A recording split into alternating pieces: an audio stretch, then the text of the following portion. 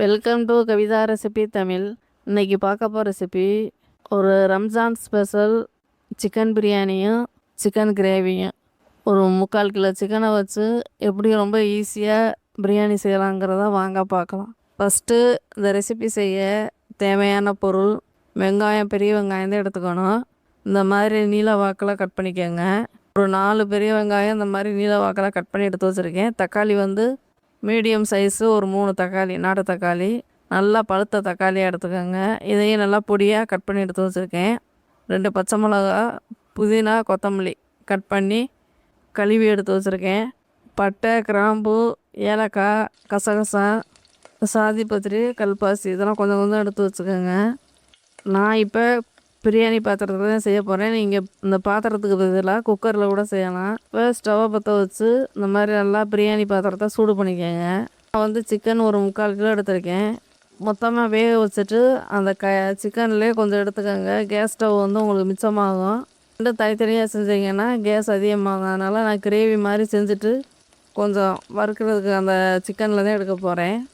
இப்போ வந்து எண்ணெய் இந்த குழிக்கரண்டியில் தான் சேர்க்க போகிறேன். ஒரு 3 குழிக்கரண்டி எண்ணெய், கோல்டு வின்னர் ஆயில் தான் எடுத்திருக்கேன். எடுத்து நல்லா சூடானதுக்கு பின்னாடி இந்த பட்டை, கிராம்பு, ஏலக்காய் எல்லாத்தையுமே சேர்த்துக்கலாம். ஃபஸ்ட்டு பட்டை சேர்த்துக்கோங்க. அடுத்து ஏலக்காய், கசகசா, சாதி பத்திரி, கல்பாசி எல்லாம் சேர்த்துட்டு பிரிஞ்சலை, கிராம்பை மட்டும் கடைசியாக சேர்த்துக்கோங்க. ஏன்னா எண்ணெயில் போடுறப்ப வெடிக்கும். இப்போ பட்டை, கிராம்பெலாம் போட்டு ஒரு மணம் வரும். அப்போ வந்து வெங்காயத்தை சேர்த்துக்கோங்க. இப்போ கட் பண்ணி வச்சுருக்க வெங்காயத்தை எல்லாத்தையுமே சேர்த்து எண்ணெயிலே நல்லா வதக்கிக்கணும். நல்லா ஒரு 2 நிமிஷம் 3 நிமிஷம் கூட ஆகும். அது வரையும் நீங்கள் ஸ்டவ்வை கூட்டி குறைச்சி வச்சு நல்லா எண்ணெயிலே வதக்கணும்.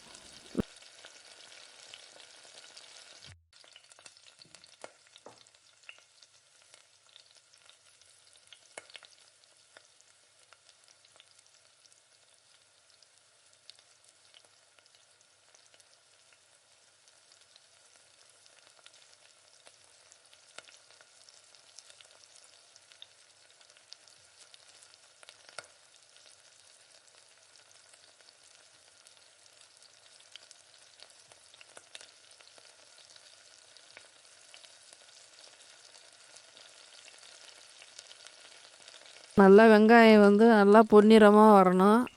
அது வரையும் நல்லா பொறுமையாக வதக்கிக்கோங்க. வெங்காயம் பொன்னிறமாக வந்தால் தான் பிரியாணி மணமும் ருசியும் ரொம்ப நல்லாயிருக்கும். இஞ்சி பூண்டு பேஸ்ட்டு அரைச்சிக்கலாம். இஞ்சியை விட பூண்டுடைய அளவு தான் அதிகமாக இருக்கணும். இது 2 பேஸ்ட்டு அரைச்சி வச்சுக்கோங்க.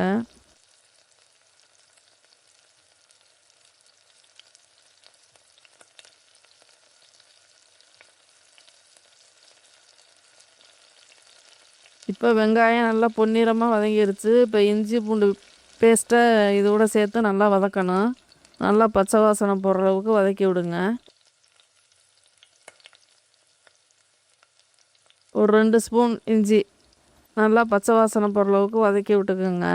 பாத்திரத்தில் ஒட்டாத அளவுக்கு நல்லா ஸ்டவ்வை கம்மி பண்ணி வச்சுட்டு நல்லா கிளறி கொடுங்க. இந்த மாதிரி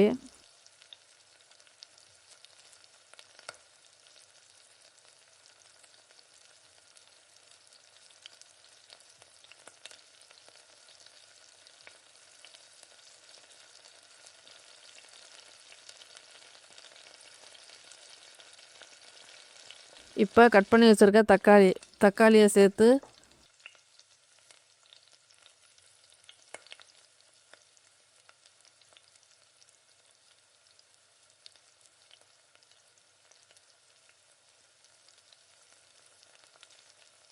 கொஞ்சமாக உப்பு, தக்காளி வதங்கிறதுக்காண்டி கொஞ்சமாக உப்பு போட்டு சேர்த்து நல்லா வதக்கி விடுங்க. நான் கல் உப்பு தான் சேர்த்துக்க போகிறேன். தக்காளி சீக்கிரம் வதங்கிற உப்பு போட்டிங்கன்னா தக்காளியை நல்லா வதக்கி விடணும். தக்காளி நல்லா வதங்கினாதே கிரேவியாக இருக்கும். இல்லைன்னா முழுசாக அங்கங்கே இருக்கும். நல்லா தக்காளியை வதக்கி விட்டுட்டு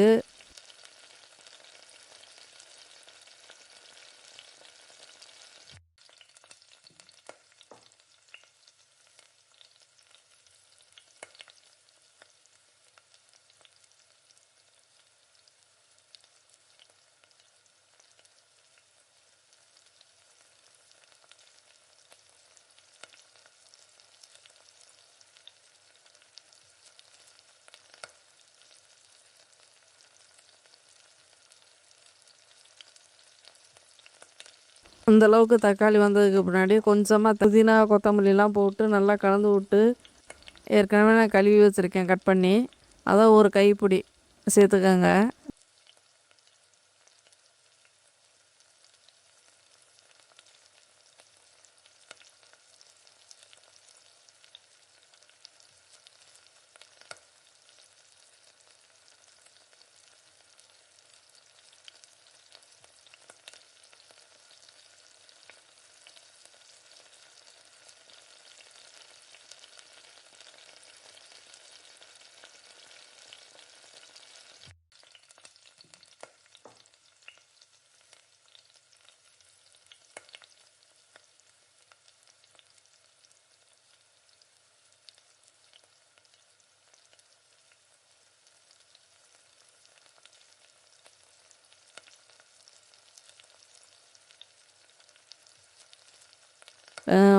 பிரியாணி மசாலா, மிளகாத்தூள், மஞ்சத்தூள் சேர்த்துக்கோங்க.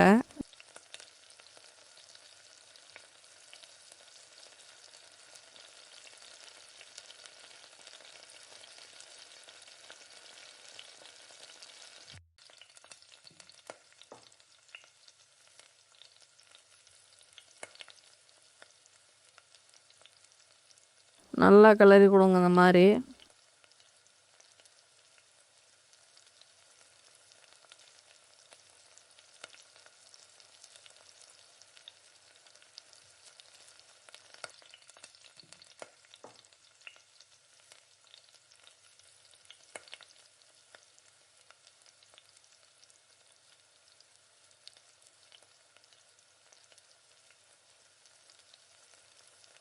தயிர் ஒரு 2 ஸ்பூன் 3 ஸ்பூன் சேர்த்துக்கோங்க.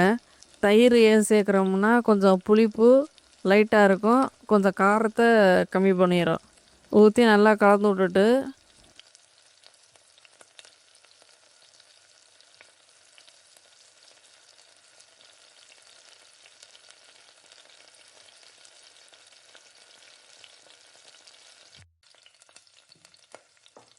சேர்த்து நல்லா கலந்து விட்டுட்டு,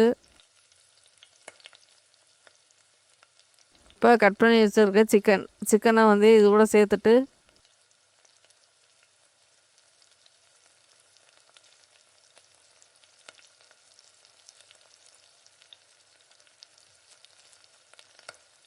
நல்லா கலந்து விட்டுக்கோங்க.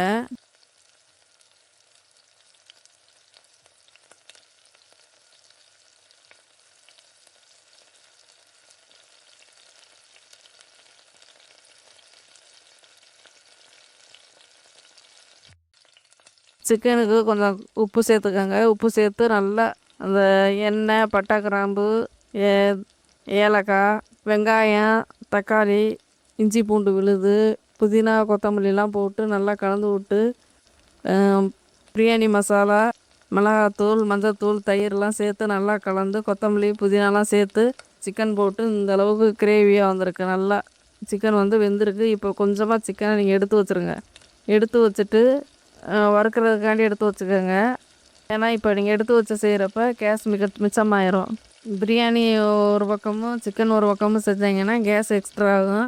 நீங்கள் இதை மாதிரி ரம்ஜானுக்காண்டி சிக்கனமாக செஞ்சுக்கோங்க. இந்த மாதிரி ஒரே பாத்திரத்தில் இந்த கறி வேக வைக்கிற கறியை கொஞ்சமாக எடுத்து வச்சுக்கோங்க. ஈஸியாக இருக்கும், வேலையும் மிச்சமாகும்.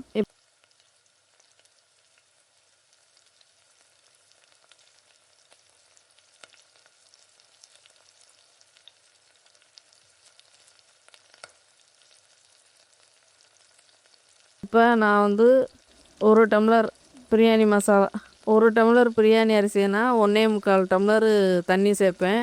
நான் வந்து ஒரு 2 டம்ளர் எடுத்திருக்கேன் அரிசி. 2 டம்ளருக்கு நீங்கள் கணக்கு பண்ணிக்கோங்க. 1.25ன்னு 1.5 டம்ளரே போதும்னா நீங்கள் விட்டுருங்க. நான் வந்து 1.25 தான் எடுப்பேன். அப்போ தான் கொஞ்சம் நல்லா வெந்து நல்லா பிரியாணி நல்லா சாஃப்டாக ருசியாக இருக்கும். அதனால் நான் 1.25 தான் சேர்த்துக்குவேன். இப்போ அரிசியை நல்லா ஒரு 5 நிமிஷம் 10 நிமிஷம் ஊற வைக்காமல் ஒரு 1/4 ஹவர் ஊற வச்சுட்டு நல்லா தண்ணியை வடிச்சிட்டு இந்த மாதிரி மசாலாவில் சேர்த்துக்கோங்க. சேர்த்து நல்லா கலந்து விட்டுட்டு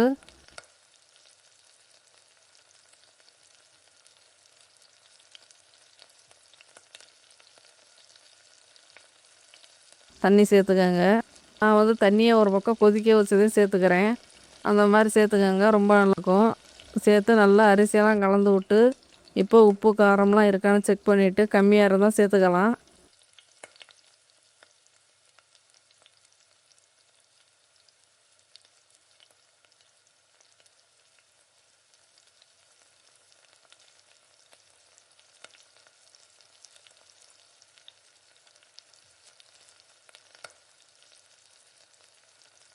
இப்போ நெய் லெமன்லாம் இப்போ சேர்த்துக்கலாம் இடையில. உப்பு கம்மியாக இருக்கும், உப்பு சேர்த்துருக்கேன். ஒரு லெமன் எடுத்து பாதி கட் பண்ணி பாதி தான் சேர்த்துக்கிறேன். நல்லா லெமனை புழிஞ்சு விட்டுட்டு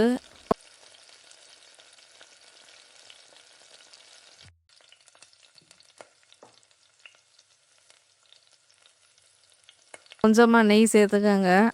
நெய் சேர்த்து செய்கிறப்ப தான் இந்த பிரியாணி ரொம்ப சாஃப்டாக இருக்கும். இப்போ நல்லா கலந்து விட்டுட்டு ஸ்டவ்வை லோ ஃப்ளேமில் வச்சுட்டு இப்போ அந்த அரிசி வந்து பாதி வேக்காடு வேகணும், அது வரையும் மூடி போட்டு வச்சுக்கோங்க.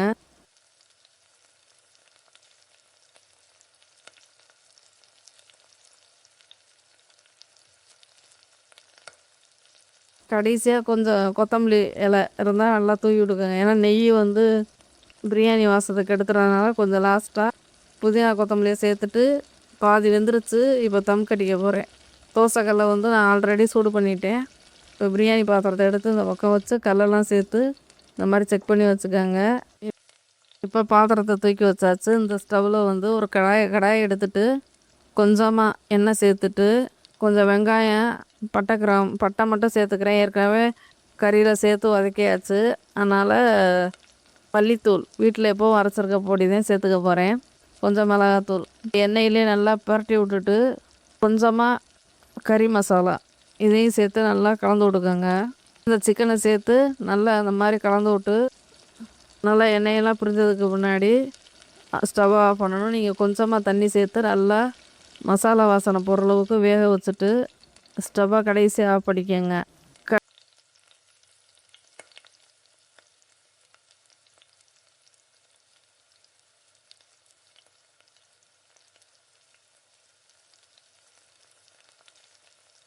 கடைசியாக கொஞ்சமாக உப்பு கம்மியாக இருந்ததுன்னா சேர்த்துக்கோங்க. இப்போ மூடி போட்டு ஒரு 2 நிமிஷம் 3 நிமிஷம் அப்படியே வேக விடுங்க.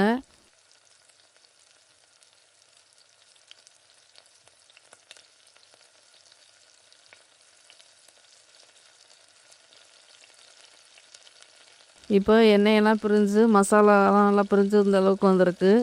இப்போது ஒரு சிக்கன் கிரேவி, நீங்கள் கத்திரிக்காய் கிரேவிக்கு பதிலாக நீங்கள் இந்த மாதிரி சிக்கன் கிரேவி செஞ்சு பிரியாணிக்கு சாப்பிட்றப்போ ரொம்ப நல்லாயிருக்கும்.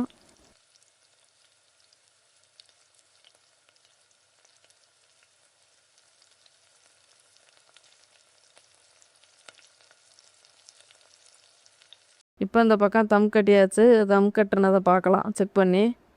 இப்போ நல்லா பிரியாணி வந்து நல்லா வெந்திருக்கு. இப்போ ஒரு அருமையான பிரியாணி ரெடி. இதுக்கு சிக்கன் கிரேவி ரெடி. நீங்களும் இந்த மாதிரி ரம்ஜானுக்கு பிரியாணி செஞ்சு பண்டிகையை கொண்டாடுங்க. எல்லாருக்கும் ரம்ஜான் வாழ்த்துக்கள்.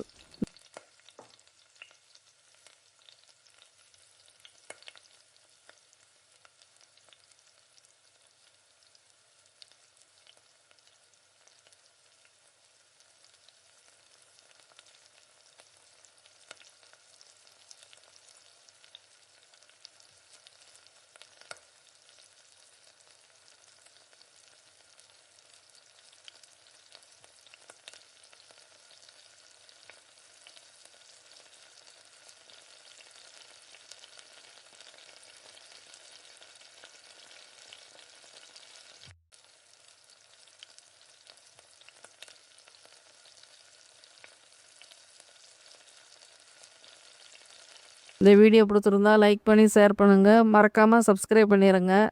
கூடவே ஹைப் பண்ணிடுங்க.